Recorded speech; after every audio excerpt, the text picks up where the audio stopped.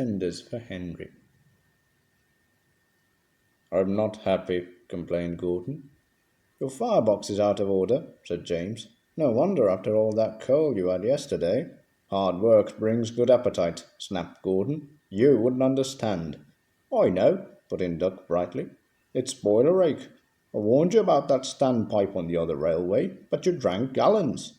"It's not boiler ache," protested Gordon. "It's—" "Of course it is," said Henry. "That water's bad. It furs up your tubes. Your boiler must be full of sludge. Have a good wash out. Then you'll feel a different engine."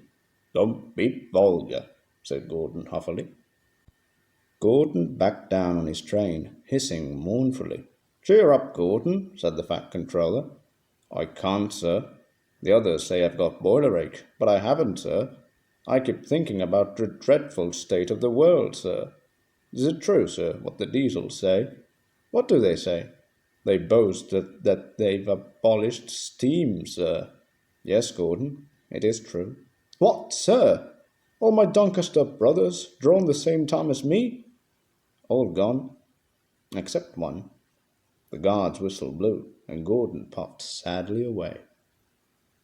"Poor old Gordon," said the fat controller. If only we could." "Yes, I'll ask his owner at once." He hurried away. Arrangements took time, but one evening Gordon's driver ran back, excited. "Wake up, Gordon! The fat controller's giving you a surprise. Look!" Gordon could hardly believe it. Backing towards him were two massive green tenders, and their engine shape was very like his own. "It's Flying Scotsman!" he gasped. "The fat controller's brought him to see me. Oh, thank you, sir." Gordon's toot of joy was drowned by Flying Scotsman's as he drew happily alongside. Next day the two engines were photographed side by side. "You've changed a lot," smiled Flying Scotsman. "I had a rebuilded crew. They didn't do a proper Doncaster job, of course, but it serves.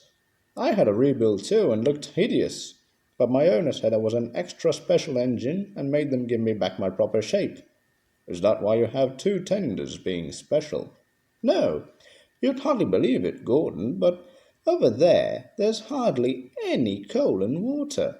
"But surely every proper railway—" "Exactly. You're lucky, Gordon, to have a controller who knows how to run railways." Everyone got on well with Blind Scotsman, except Henry. Henry was jealous. "Tenders are marks of distinction," he complained. "Everybody knows that. Why has he got two?" "He's famous," explained Duck and Donald. "He was the second to go 100 miles an hour. Besides, the other railway has no coal and water." "Pah!" sniffed Henry. "I can't believe that. I never boast," he continued, "but I always work hard enough for two. I deserve another tender for that." Duck whispered something to Donald. "Henry," asked Duck innocently, "would you like my tenders?" "Yours!" exclaimed Henry. "What have you got to do with tenders?" "All right," said Duck. "The deal's off. Would you like them, Donald?" "I wouldn't deprive you of the honour." "It is a great honour," said Duck thoughtfully, "but I'm only a tank engine, so I don't really understand tenders. Perhaps James might." "I'm sorry I was rude," said Henry hastily. "How many tenders have you, and when can I have them?" "6, and you can have them this evening."